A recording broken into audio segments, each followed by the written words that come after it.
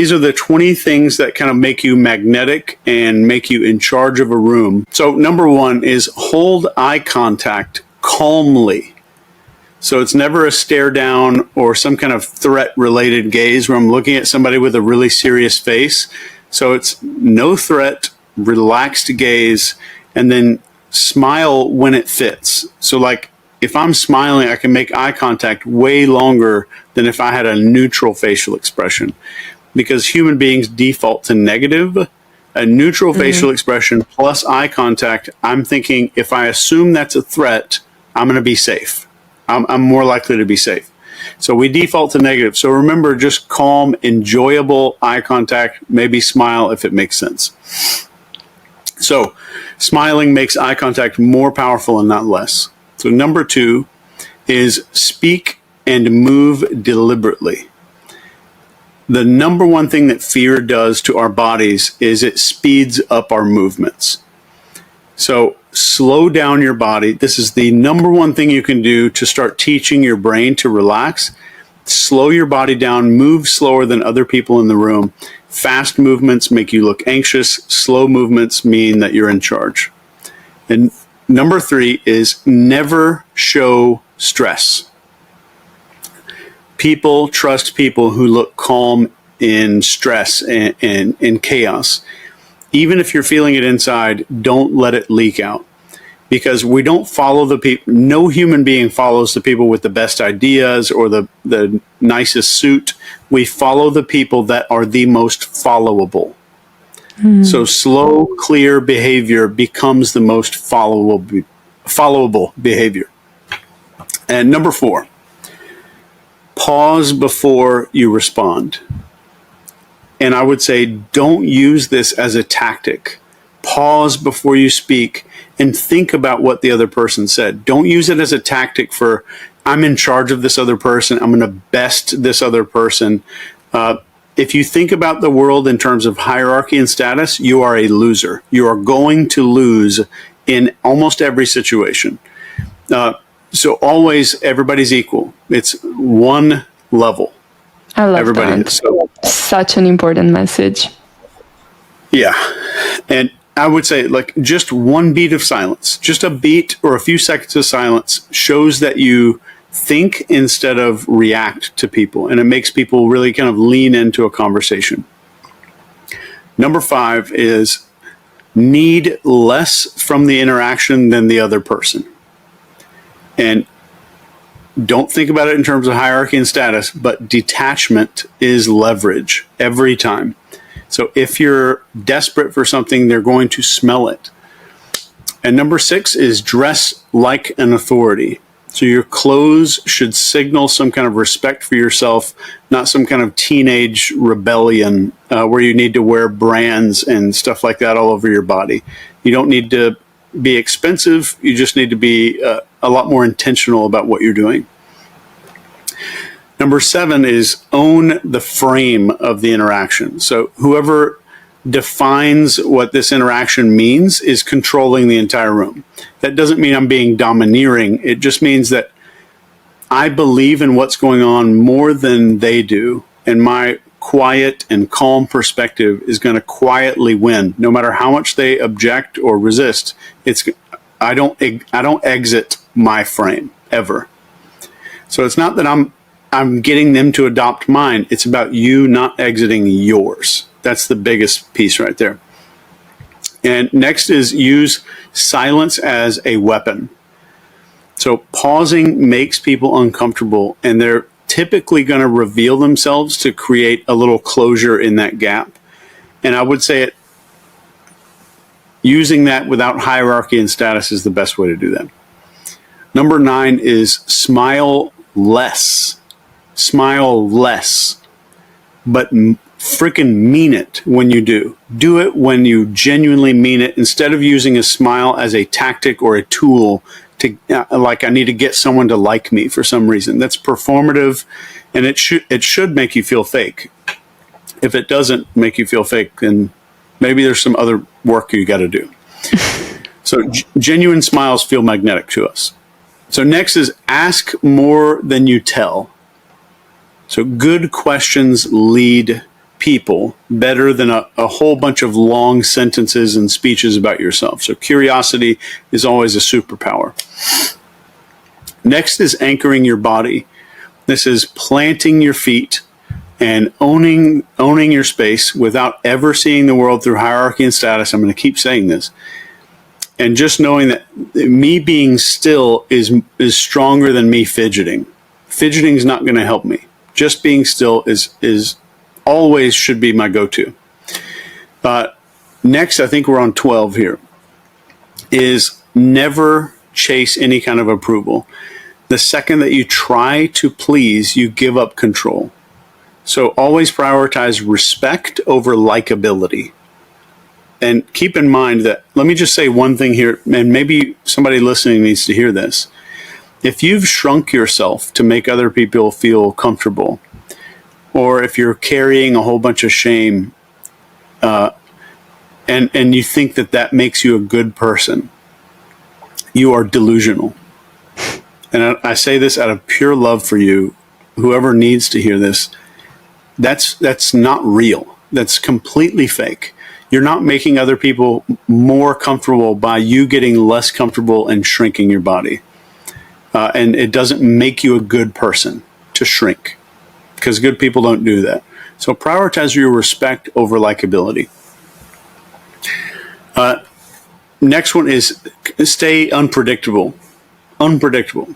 People pay attention when you break patterns. This is what, Francesca, you and I were talking about right at the beginning of this. We say a word or a phrase that's not usual for a situation, and that automatically zooms people's focus into what's going on. So surprise manufactures focus, or something unexpected creates focus. Next is project certainty.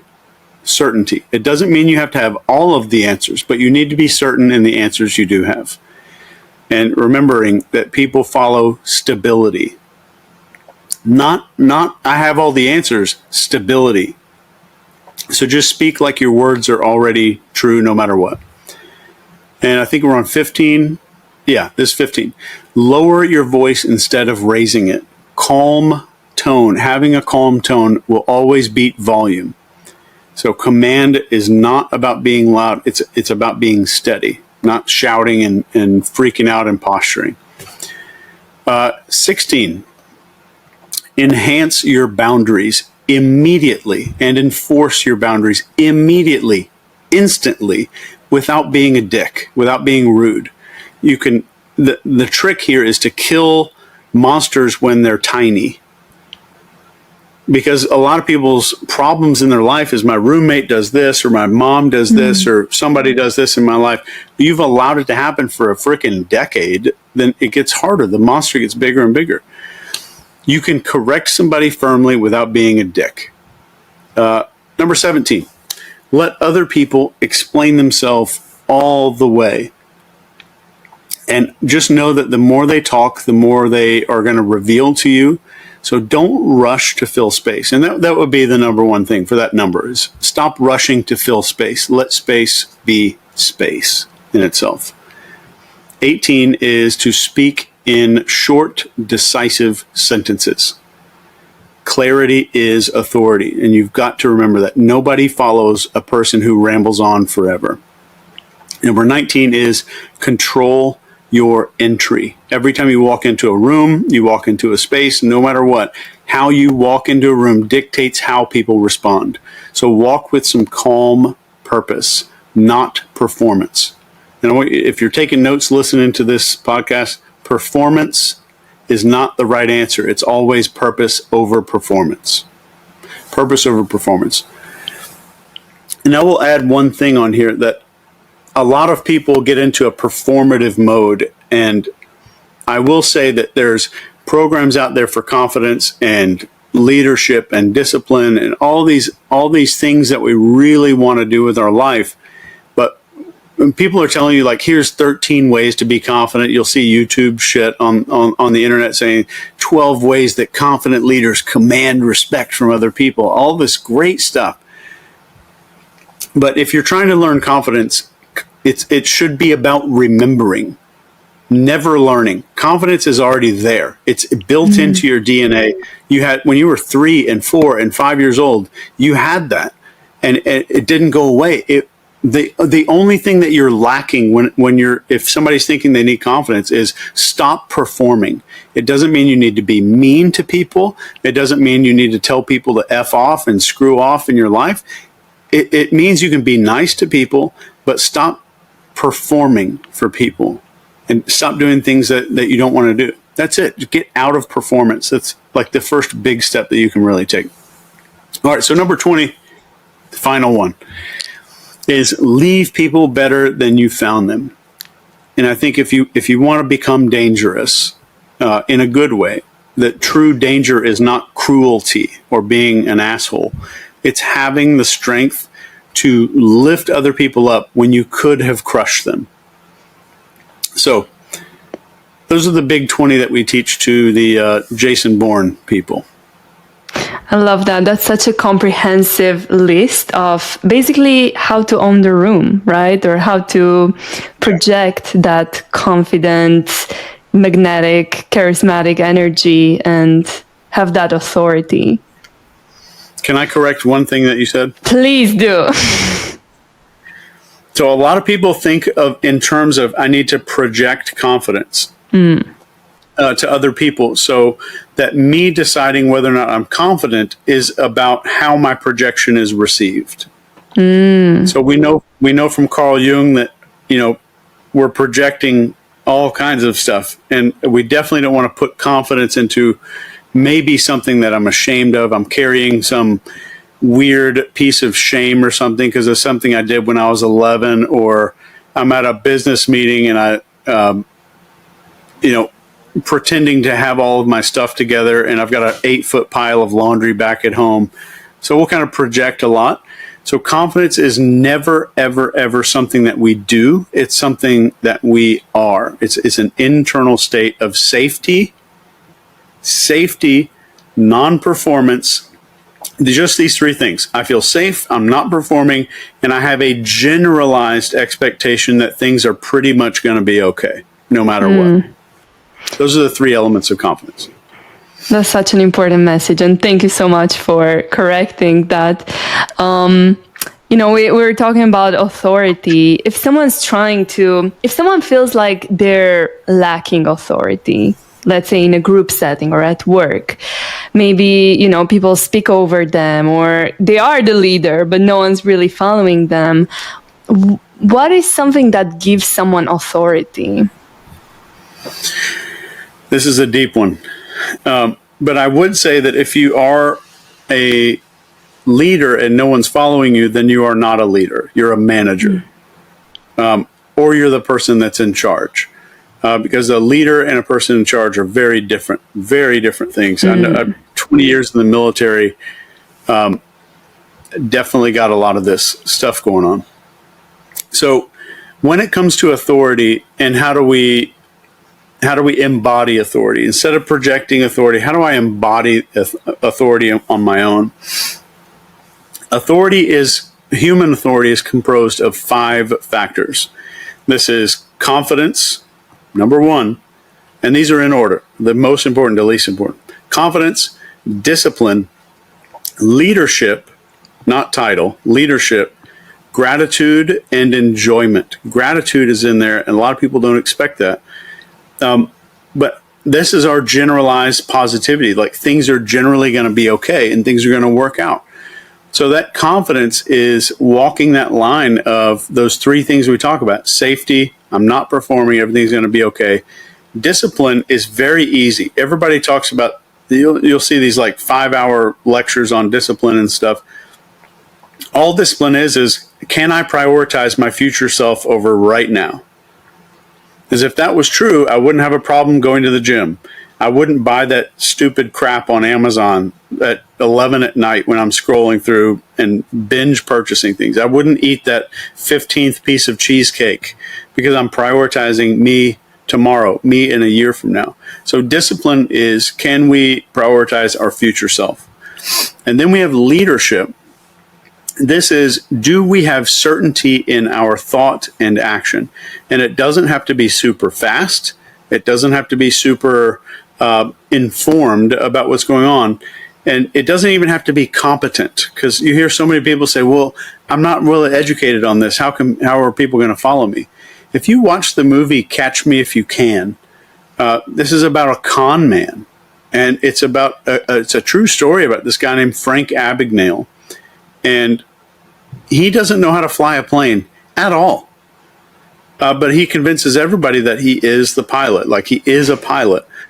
So it's the certainty of self. It's not the certainty that he's a pilot. It's certainty of self. Because if he sat behind the sticks and somebody said, oh, hey, you need to take over here, he would crash the plane most likely. So competence and leadership do not have to correlate and connect somehow with competence. They do not have to connect. So that's good news for most people. And then we have gratitude. And what I mean by gratitude is gratitude with perspective. And can you feel gratitude without, you don't need to keep a little velvet journal from Amazon or any of these little like apps where you have to write down these little gratitude things every day. But can I feel gratitude from zoomed in and zoomed out on what's going on? Because zoomed in on our life might mean I'm grateful for this family, and I'm grateful I saw the doctor yesterday and they gave me this medicine or whatever. But other gratitude might be zooming out on the state I live in, or the country, or even zooming out even more to the solar system or something. And like, does my gratitude have perspective? A, can I feel it while I'm doing my regular thing every day? And B, does it have perspective? Those are the big things. Can I zoom out and in with gratitude? And that's also the problem most people have with issues in their life and stress in their life, is they're just zoomed in. They can't, A, change their camera angle horizontally, and B, vertically move the altitude of the camera for whatever problem they think is stressing them out in their life. And that leads us to enjoyment, which is the most magnetic human quality that there is, which helps us to exude a lot of that authority. And if you're enjoying the moment, it doesn't mean you're shooting off confetti cannons and in party mode 24 hours a day. It just means you're calmly enjoying the passing time. And that's maybe one of the secrets of life. And James Taylor said that, like, that's the secret of life, is enjoying time as it's passing, no matter what's going on. So those are the 5 traits that decide whether or not the human brain on an animal level is going to say, I need to trust that human being. I need to absolutely trust them. And keep in mind that we do not make decisions logically with this human part of our brain. The human part of our brain is kind of like right back in here, but most of our decisions are way down here towards closer to the bottom. And they've even shown this in MRI studies that once we think a decision's been made, our emotional brain made it seconds before. So the job when it comes to decision making, keep this in mind or write this down. Like, our prefrontal cortex's job is to tag along and make up a story about the decision. That's it. So it's kind of retroactively taking credit for everything. So all of our decisions are actually just made on an emotional level, and then we tell ourselves, we try to rationalize them after. Yes, and I would hyphenate that to be emotional instinctual level, to where we are hardwired to do this.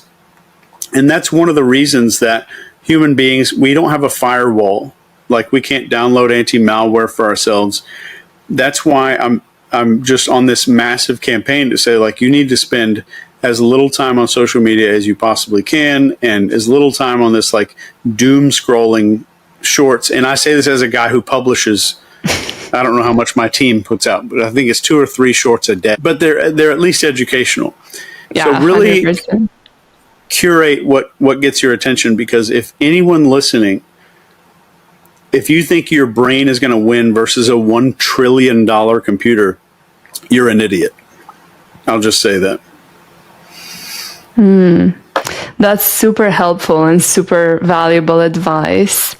And, we talked a bit about how to read like an individual, but how about when it comes to reading the room? What advice would you have for that? Reading a room is always different.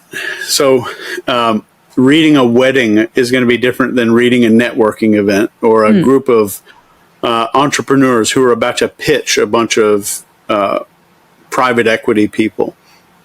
But I will say that universally, you want to pay attention to attention, no matter what room you go in.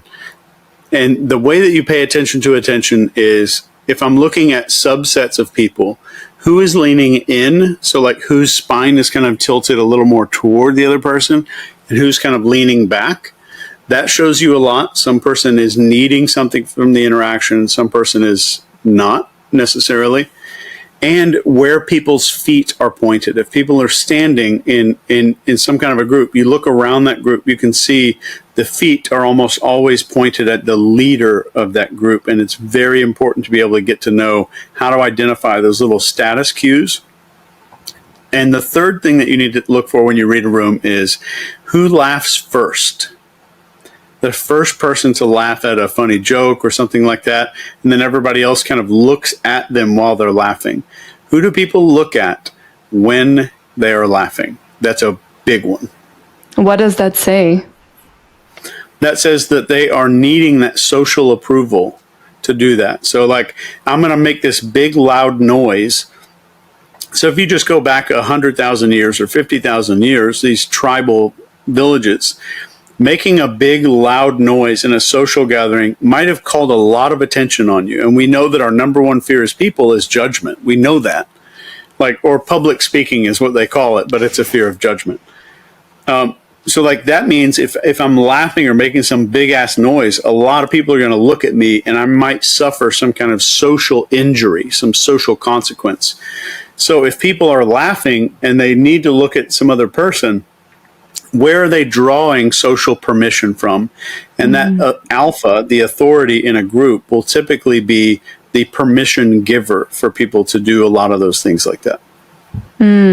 So if someone's trying to become more authoritative or, not project, but embody like confidence, a trick would be like to just laugh without looking at anyone, looking for that approval, sort of do things despite the risk of being judged.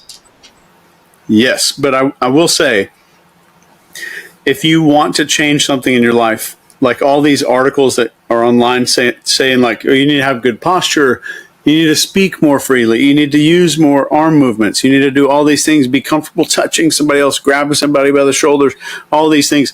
Those are a byproduct of confidence. It does not make you confident. So what those articles are telling you when they say here's how to be confident, they're giving you symptoms instead of causes. So the true number one way to make everything else a byproduct. So like what would have to change, and I want to go through this thought experiment. So like if I want to be in a place where I can talk openly and laugh openly in a group like that, what is the one shift I have to make mentally to where that laughing just becomes a natural byproduct? A symptom of some change that I underwent. And typically 99 times out of 100, the big change that needs to be made in a person is I need to be comfortable and completely okay with being socially injured. Like I need to stop this fear of judgment. I need to stop pretending, like we talked about, stop performing for other people. And still be nice. I can do that without being a dick. And that's what, in so many people's mind, they have a limiting belief that says, yeah, but, and all of the yeah, buts are like, yeah, but I'm a good person, which means I'm going to shrink myself a little bit to make the other person feel more comfortable, which is a lie. It's just not real. So it's a lot about like, can I get out of performing? Can I be a good person, and can I completely accept that there may be some kind of social injury that happens from this? Do you have any tips on how to accept that there might be a social injury, or just to become more comfortable with that risk? Yeah. So over time, what happens is our brain will pay attention to and call out anything that we see on a regular basis. So there's no hack. I'm sure there's a million articles online that'll give you hacks. I guarantee there is no hack. But the number one way to do this is to wire your neurology to make the change happen. So this means something as simple as just I have a little notebook on my desk. At the end of every day, I've kind of going back and noticing where was I pretending a little too much? Where was I faking it a little bit? Where was I afraid of social injury? And the cool thing about this is you don't need to make some like 18 points plan to change your life. Just paying attention to this kind of stuff will automatically set the wheels into motion for you to make these changes. You don't even need to do anything. Just paying attention to it will make your brain start being more observant, more mindful of when that happens, and then start pushing you in the right direction over time. So just the monitoring becomes the PowerPoint there. Love that. What is the best way to influence people, though? The best way to influence a human being is not to influence the human at all. It is to influence the mammalian part of the brain, the lower part of the brain. And it's to influence a mammal. And mammals get influenced by 4 things, and they determine our fate. And it spells fate. And this is focus, authority, tribe, and emotion. So authority doesn't mean like, here's the cool 12 tips or phrases I learned on some LinkedIn article. Authority means like I could equally impose authority over a dolphin if I'm training a dolphin, or a dog if I'm training a dog. So what I mean is I'm getting good at understanding what causes an animal to focus. It's the same for humans. What causes an animal to respond to authority? What is it that you have to exude? And tribe is, do I understand how to leverage tribe against this person's sub-psychology, mammalian psychology? And then the emotion. Do I understand how to create emotion? If I can capture and lead your focus, and if I can tell a good story, then I can definitely make you feel a whole lot of what I want you to feel. I can even vividly describe what I want you to feel by just telling you that someone else went through this experience. And you have to vividly go through everything that I'm saying in order for you to understand what I'm talking about. So I will give an unconventional answer here, that the number one book you could buy on leadership was written by a dog trainer. And it's a book about training dogs. Wow. And it's called Be the Pack Leader by Cesar Millan. And I have no affiliate link or anything like that. I don't even know Caesar. He and I have both been on a few podcasts, the same podcast, but I've never spoken to him. But he talks about energy that kind of goes back and forth. And I don't mean this in a spiritual sense. I just mean that we are sub-communicating thousands of pieces of data that our brains are not aware of, that we can't measure under a microscope in a laboratory somewhere. So 90% of our existence is made up of these things like energy and consciousness and all of these things that we just can't stick under a microscope, except we prioritize the microscope when it comes to psychology, even though 90% of it is not definable by materialist standards. But Cesar Millan talks about this, and he talks about what it means to be in authority and be calm and have a very centered and grounded energy that other people are naturally attracted to, and still be assertive without being mean. So angry and assertive are not connected in any way. There's no thread that connects anger with being assertive. None. But our brains wire that together because it makes me feel like a better person, because I want to convince myself, oh, I don't want to be assertive because it's mean. So I get to A, cop out and give myself an excuse not to take charge, and B, pretend like that makes me a good person, and C, feel good about not taking charge at the same time. So that's all fake.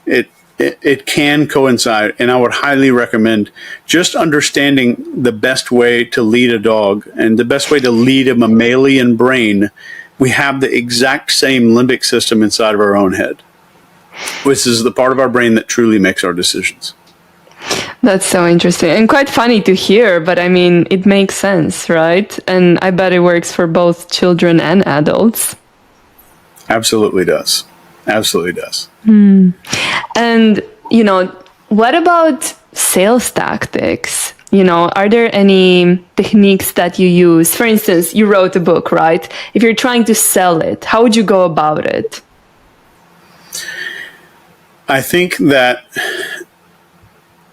using words is not always the best answer unless those words can build a picture for an animal brain. So like if when I talk to my clients and all my courses and stuff like that online, when they're like, oh, how do I set goals, or how do I do this one thing to change my life? The first question I ask is, how would you communicate your goals to your dog? That's you have to answer that before we move forward. And sometimes it might take them a week to come up with an answer. But the dog doesn't understand words. But if I can tell stories good enough, I can grab your focus, which is mammalian. I grab all of your focus, and I can tell a story that paints vivid, beautiful, or nasty pictures in your head. Then I'm making a picture that the mammal can understand. If I'm not making images in your head, then I'm only talking to this front part of the brain here. So what I would say with sales, with everything else, is the further down toward the brainstem you can get your words and your actions, the more successful you're going to become 100% of the time. And how did I describe the Behavior Ops Manual the first time I talked about it? When I talked about my new book. Yeah. If you remember, I said I wrote a new book, and it's like this massive 4-inch thick manual. Yeah. And I even gave you a visual reference, right? I didn't even talk about what was in it, but I built a picture in your head of this big ass book, like this massive book. And Joe Rogan interpreting. Picked it up when I was on. Yeah.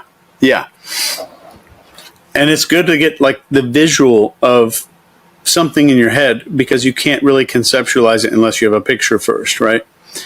So when it comes to sales, leveraging that focus is number one. Focus is your number one currency. If you don't have focus, you have nothing. You have nothing else. So we have to understand that the number one way to get an animal to focus is novelty. Something new, something unexpected is happening. Going all the way back to the beginning of our conversation, when I got you into friend mode on a plane, or like close acquaintance, like someone's in your inner circle mode, I did that by using some identity statements, talking about other people living in these cages of fear. But I'm also speaking in a way that you did not expect, and that's out of context for most times that you've been on a plane. So I broke away from what you expected, which created even more focus, which made you even more vulnerable to me kind of tapping into the identity and shifting your behavior. So doing things and subverting someone's expectations is the fastest way to gain focus. And I will go toe to toe with anybody on the idea that focus is your number one currency. And if someone's trying to teach you something without teaching you how to develop focus, then you're not in the right class. Super interesting. And, we're talking about influence. And obviously, influence can be used in a positive and a negative way. And if it's negative, it kind of goes into manipulation, right? What are some manipulation tactics that people use? Everything that we've been talking about are manipulation tactics. Okay. The difference is, I wish I had it with me here, but I could...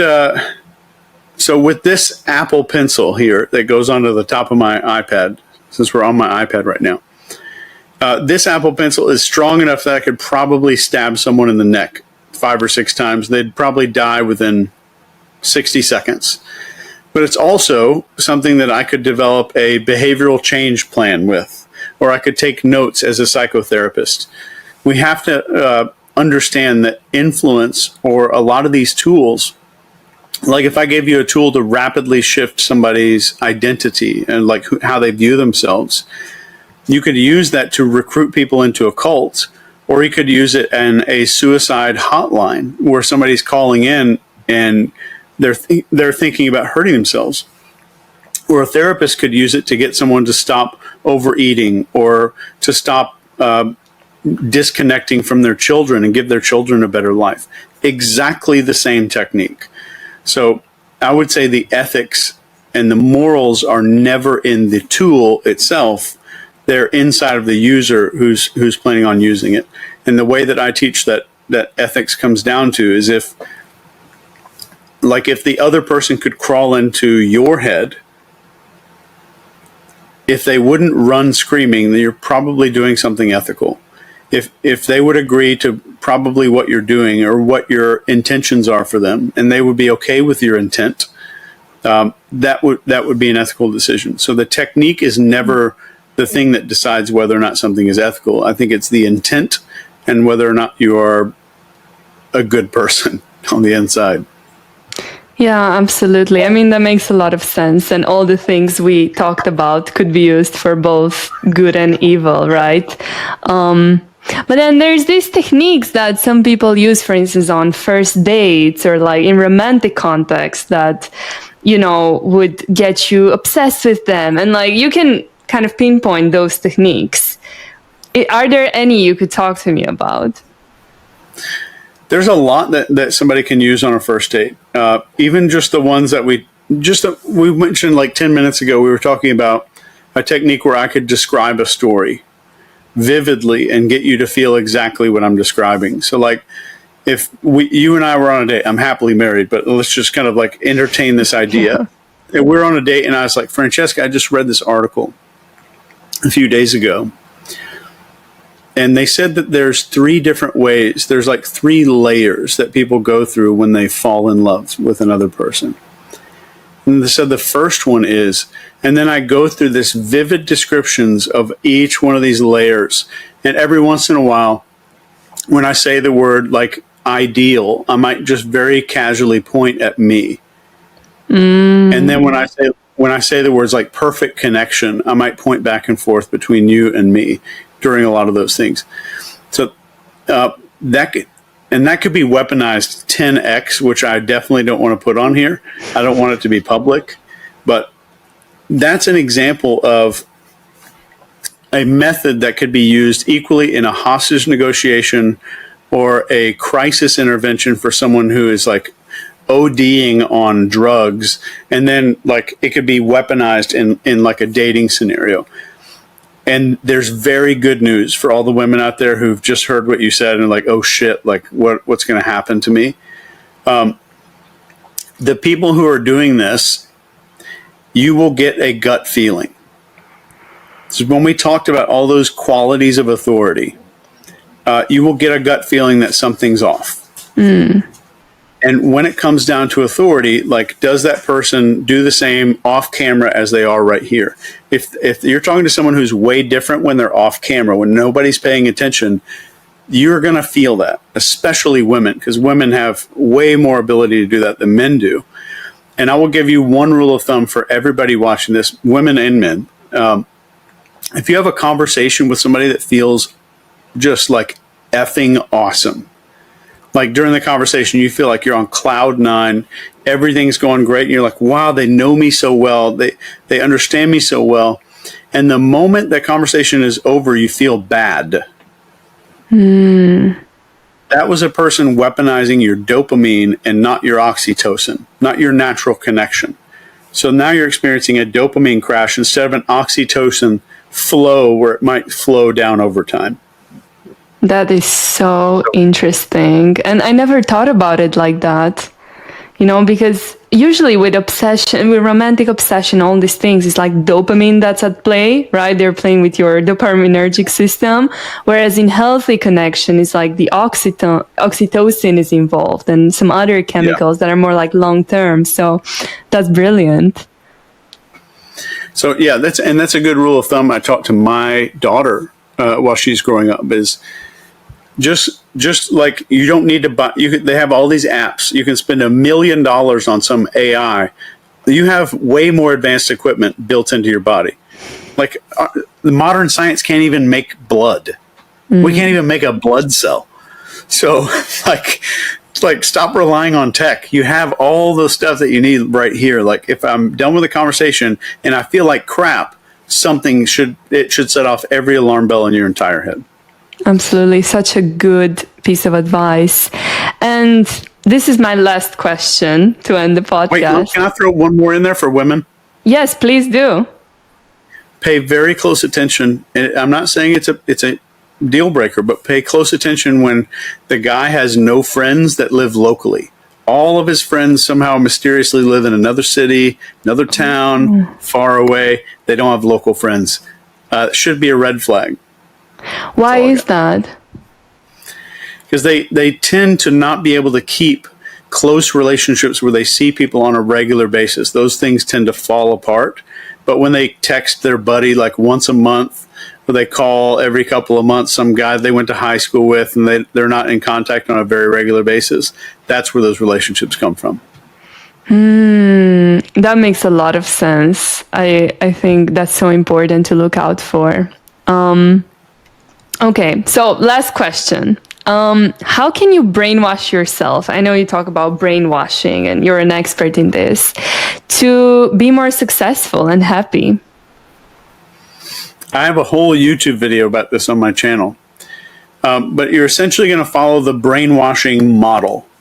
And the brainwashing model spells out the word fear. And that stands for focus, emotion, agitation, and repetition. Massively do things that are unpredictable to your brain, so like out of your script. If I normally do this one thing, I'm going to do the other thing. I'm going to brush my teeth with my left hand. I'm going to drive a different road to get to my office in the morning. I'm going to disrupt as much as I can. So that's leveling up focus and agitation. So agitation means I'm going to set my alarm for 30 minutes earlier. I'm going to actually leverage brainwashing on myself. I'm going to start forcing in sleep deprivation while these habits are being formed and forcing myself to do it. Another part of the emotion is rapid disruptions of your environment.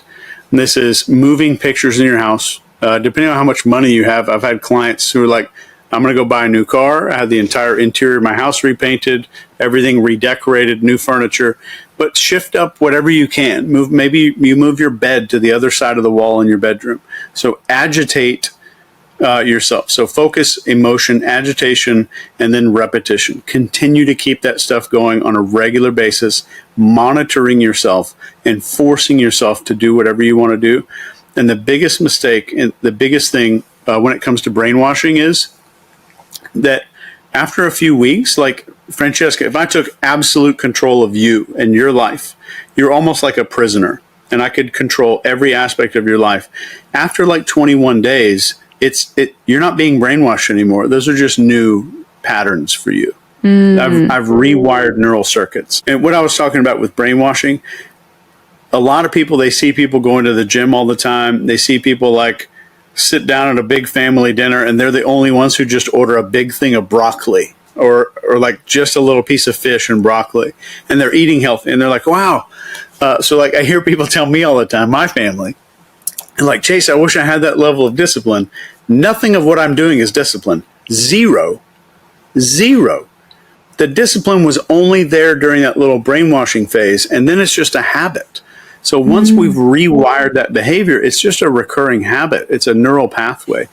So what we want to do is that fear model, focus, emotion, agitation, and repetition, enhances, we hear this word all on the internet all the time, neuroplasticity. That's not what we really want with our brain. We want synaptic plasticity, which is a subtype. So the synaptic plasticity means that these two neurons can start talking to each other. It's not just a rewiring, like divorcing and then reseparating. I really want some neurons that don't talk to each other very often to like start talking to each other and then start dating and then get married. That's the goal over this process of this little brainwashing phase. So you're just getting neurons to get married that need to get married. How long does it usually take? Like how much repetition and to do this brainwashing thing? I love how people say it takes like 21 days to set a habit, as if every human being is some copy-paste piece of mathematics, like a science project. I think if you do it with a 67-year-old man, versus a 9-year-old kid, they're going to be very different. You get somebody who's trying to reverse a bunch of trauma, or somebody who's trying to stop eating cheesecake, but they're eating cheesecake because of some kind of trauma that they need to let go of. There's some differences, but I would say that you will get it the moment that you stop having to really force yourself and put things in the way and really piss yourself off. Because people are like, oh, I don't want to piss myself off and like disrupt my life. Well, what is the definition of discipline? I don't care what you need right now. I care what I need in 2 days. I care what I need in 3 weeks. So we've got to keep that in the forefront of the mind. And when it stops being about me forcing my conscious mind on me way off in the future, and that like my version of the me that I'm taking care of is a little closer, a little closer, a little closer, a little closer, until one day it's just like, I'm just going to lay out my clothes for tomorrow because that's what I do. So it's how far ahead am I having to force someone's priorities in their life? Is that they go in seeking a confession instead of seeking the truth. And those are two very different mindsets. And number one, if I'm seeking a confession, that means I am convinced that this person's guilty, which is not how anything should work, ever. And that's how we get things like false confessions. And that's how we get things that where we have like someone's manipulated into confessing to a crime. But I think it should be about seeking truth first. And some of the techniques that we use are asking questions to ascertain whether or not somebody might have a higher likelihood. And we deal in likelihood as behavior people. And I mean, they won't admit it, but most psychologists and most psychiatrists, if not all of them, deal only in likelihood. Oh, yeah. And I think when it comes to psychology and behavior, it's a lot like a weather person or a meteorologist, where based on all this historical data, we can kind of maybe predict with a % of likelihood what's going to happen today. So that's kind of what we're doing in behavior. And in interrogation, there's some specific questions that we ask that determine whether or not we should move from an interview phase to an interrogation phase. And a lot of this is rooted in what's called Scharfian interrogation techniques. And this was a German interrogator. His name was Hans Scharf. And he kind of invented, hey, what if we're not an asshole in an interrogation room? And he was like the first guy to really conceptualize that and build a framework out of it. So almost every interrogation method today is based on Hans Scharf's methods. But there are some very tactical questions we ask before, and then we start getting into some more sharpened and pointed questions. We can go through whatever you want to go through. Yeah, absolutely. How would you know, for instance, whether someone is lying or not? So it depends on the situation. But when it comes to detecting any kind of deception, we have to ask context. So like, what's going on? What's the situation? And two, are we raising the stakes? So like, it could be the same context. If the stakes are different, then it's a very different outcome. So like if I showed you a picture of a duck and said, all right, Francesca, I need you to convince the person across the table from you that you're looking at a horse. There's not many stakes. So the stress that's associated with being deceptive is not very high. But I take the same situation and say, if you can't convince them that it's a horse, we're going to lock you in solitary confinement for 15 days. And we're only going to give you 3 pieces of bread per day. So now the stakes have changed. Context is the same, but the stakes are increased. So a good lie detector knows how to use questions and very specific questions to increase those stakes. And even if you're asking one question, there's some words that you can say before a question to increase the stakes. We can go into that if you want to. Yeah, please do. I'd love to hear more. Yeah. So one of the tactics that we use in interrogation is called a bait question. A bait question. And a bait question essentially starts with the words, is there any reason? So if let's say you committed a crime, let's say you robbed a convenience store yesterday, and you're denying the whole thing. You're saying, I didn't stop there, didn't do anything, I'm not involved. And then I come in there and I say, and this is how I'm going to raise the stakes. So I'm going to trigger your psychology first. And this is called planting a mind virus, the words I'm using right now. So I'd say, Francesca, I know you want to get out of here, and I appreciate you coming in to talk to me, especially. I know we've got 31 officers out there reviewing video and downloading everything and doing everything they can to try to get to the bottom of this. So thank you for coming in today. I just want to start off with one thing. Is there any reason at all that your vehicle would show up on one of these pieces of footage that the officers are bringing in right now? So keep in mind that you know that you were there, and that you know that your car's probably on some video somewhere. Maybe it is. And I didn't say that I had the video. I just asked, is there a reason that your vehicle would show up? So you're at the stakes are very high right now because I've raised the stakes. So you're at a crossroads of, do I say, no, there's no reason, and then they're going to throw this thing in my face and show me this video of my car, and now you're suspect number one? Or you say, yeah, I think maybe I stopped by that gas station, but I was only there for like 10 minutes and nothing happened. So now I've got you at the scene. Now I've placed you at a crime scene. So another way to raise the stakes before we start that conversation is, Francesca, I appreciate you coming in today, and I've gotten to know you. I've talked to a couple of your friends already this morning, and everybody just says you're a wonderful human being. And because of that, I just want to say one thing before I ask you this question. I want you to think very, very hard before you answer this question, and just make sure that you give me an answer that's real. So I want you to think hard. So that raises the stakes even more, because now I've pulled your identity of being a good person on the line. So that's one of the ways we raise the stakes. And another question that we use in the interrogation is called the punishment question. And the punishment question works equally on children and adults. It could be, let's say that, let's go with the same story, like that Francesca robbed the gas station. Love the story. Yeah. So let's say we're in the interrogation room and you say, no, I'm not sure what happened. I didn't do anything. I would say, all right, so what do you think should happen to the person that did this? So now, later on in our interview, if I pull out a video of you robbing this place, now you've got to stick to exactly what you say. So now you're getting them to kind of mentally have to go through this process. And you see it a lot of times when you're interviewing people that are accused of heinous acts with kids and stuff like that. When an interrogator asks, what should happen to the person who did this? And you'll hear them say, well, definitely some kind of counseling or therapy. They're obviously sick and they need a help, and definitely an apology. Yeah, like a written apology to the family. But you'll never hear like they need to go to jail for the rest of their life, which is what we would all instinctively say. They need to vanish from the earth as fast as possible and disappear. So those are two questions that are in a long list of these questions that help us to determine how you answer those questions will kind of push us closer and closer to an interrogation instead of an interview.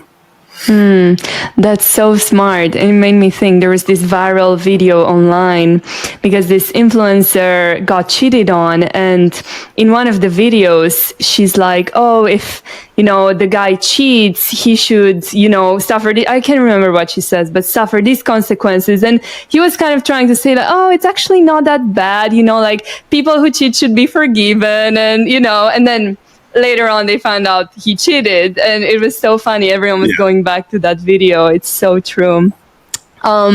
So that's super interesting, how it works in like interrogation situations. But how about like everyday situations if you're trying to get to the bottom of something or get like pull information or the truth out of someone? How would you go about that?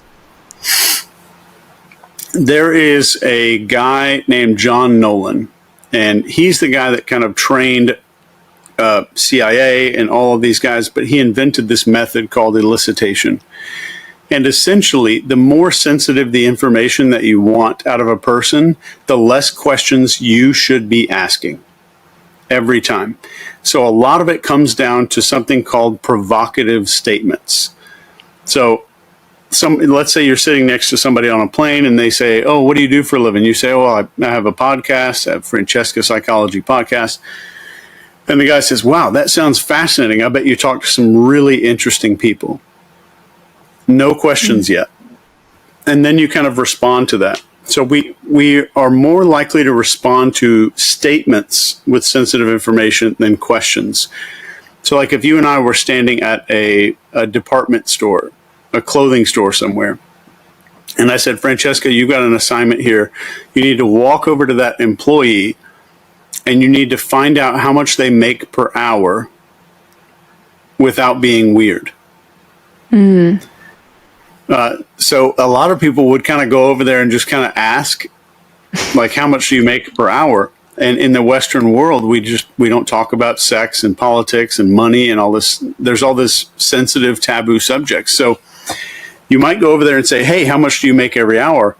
But instantly, you're in this column spreadsheet in their head of being a weirdo. And then if I told you, "Francesca, you have 60 seconds, but you're also not allowed to ask any questions. You only can use statements." Then it gets tough, or we think that it gets tough, because there's a part of our brain that says, if I need information, I'm going to resort to questions because I need information.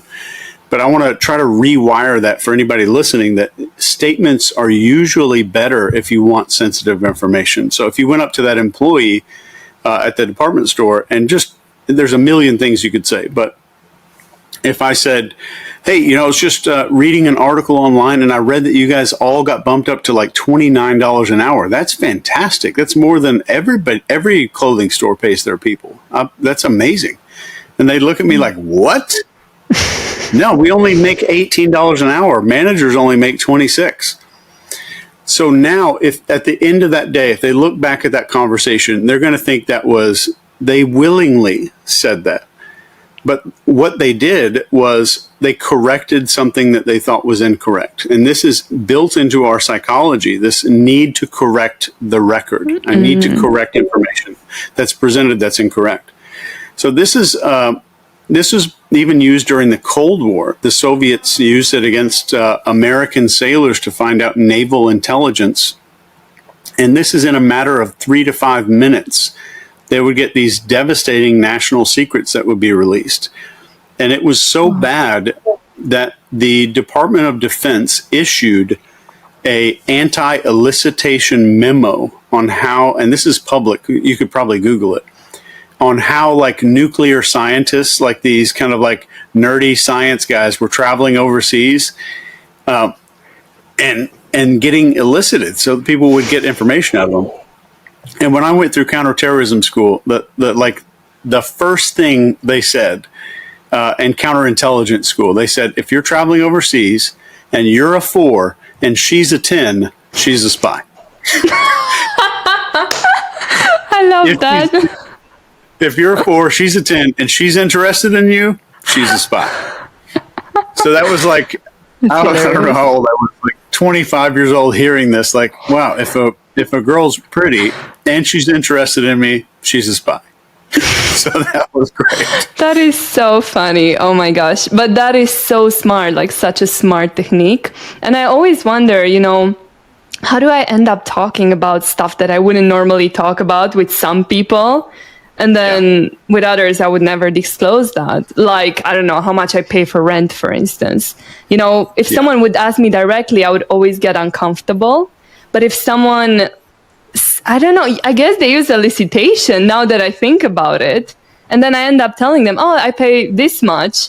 And I don't even think about it or that there's anything weird about it. It's so smart. Yeah, and I'll tell you, the hidden psychology behind what you're talking about here is that all of us run on scripted behaviors. We have a mental script for how to drive the car. And that's why, like, anything we do repetitively, our brain memorizes all the steps and builds a little app. So we get in the car and it turns on the driving the car app inside of our brain. It's kind of an automated response. And we have automations to conversations. We have automations to being at a work event or some corny team building exercise for a company that we work for. So we have these little scripts for all these little different things. But what I've done, like if I did that to you and we were on a plane together, you have a script in your head for what you share with someone on a plane. You have a way different script in your head for how you talk to really close friends. Mm-hmm. But what I've got you to do in a matter of 1 or 2 minutes is get you into a script of behavior of how you deal with friends and family. So I've opened what you think is acceptable behavior from here to here in just a matter of sometimes like 60 seconds. It can be that fast. And how would you do that? Like, is it just by using elicitation, or is there any other techniques that you use to make people, open up, feel like you're a friend, not a stranger? There's hundreds, but let me give you 2 badass ones that work really well.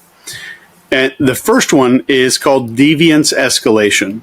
So if I'm on a plane, maybe I'll refer to some other group of people that I know that you and I both dislike, and I'll use the word douchebags, which is not common. Like, we don't say that to strangers very often. That's something we talk about at a bar or at a party or with our friends. So just me saying that and then you accepting that, you've agreed to a new set of rules just by you accepting that I said that word. So I've used elicitation on you. You've talked about sensitive information. I've started saying the word douchebags. And then let's say I demonize one group of the population, and I'll demonize whoever I don't want you to be. So here's what that might mean. Let's say I'm beside you on a plane, and I'm like, Francesca, I was reading all this stuff, and I love that you have this psychology podcast. What do you think it is about some people in the world that are just live in this closed off little cage, and they're so worried about what other people think of them, they can't just completely let go? The moment that you start answering that question, I've got you to agree that you are not one of those people. And I've also got you to agree that you're more open-minded, more willing to do things that are outside the box, et cetera, et cetera, et cetera, just by me asking you that one question. And even if it's not a question, I might say, there's just so many people out there in the world that are so terrified of what other people think that they wind up just living in these little prisons. And right there, you nodded your head. And so are other people going to do that, because we can agree on that. But what I'm getting you to covertly agree with is identity, that I am not that kind of person. I'm a very open person. I'm not closed off. I don't care what people think. So I've got you in probably 3 or 4 minutes. I've got you to take step after step after step outside of your normal script for airplane. And I've widened that a whole lot to encompass a lot more behavior that I might want to get out of you later on. That's fascinating. Also, everyone listening to this, use it for good, not for evil. All these techniques and tips we're going to talk about. The next thing I want to talk about is, how do you read people? That's a deep one. So can we sharpen that? Like, what specifically would be like the ultimate thing that I could tell you? Okay, so for instance, are there any small cues, in behavior, small things that someone could do that would tell you way more about their personality, for instance? So let's say, just to give you an example, someone is being overly loud. It means they are seeking validation. They weren't heard at home. It can tell you so much more than what's on the surface. Yeah. So that perfect question. So step 1 of reading people is permanently assuming and understanding and knowing that we are a product of our childhood, all of us. And it's typically we're a product of childhood suffering and childhood reward, and that equals our adult behavior. So if I just live from that perspective and I have conversations from that one perspective, that means what I'm seeing in an adult and what we teach is these 6 social needs, not human needs like water and sex and all this kind of stuff. These social needs that we need. So how do I need to be seen by other people? So this is layer 1. There's 3 layers. There's social needs, how we make decisions, and then our end life goals. Like, what do I want the final chapter of my book to say? Like all of this stuff I need. So the 6 human needs are significance, acceptance, and approval, intelligence, pity, and strength. So if you're in a conversation just one-on-one with a person, within like 3 to 5 minutes, they're going to start revealing a lot of those things, not just through their clothing. And you might see like super tight-fitting shirts or like crazy, outlandish things like adding to themselves. Like my hair is a way bright neon color or something. I've got some weird shirt on. So we know that person from 100 yards away. We know that person is significance driven. They need to feel significant, and that has to be reflected by other people. And you'll also hear them say how they manage lots of teams, how they mentor lots of people, how they're in charge of hundreds of people at the company they work for, or how everybody kind of seeks them out for advice. Then we have the acceptance people.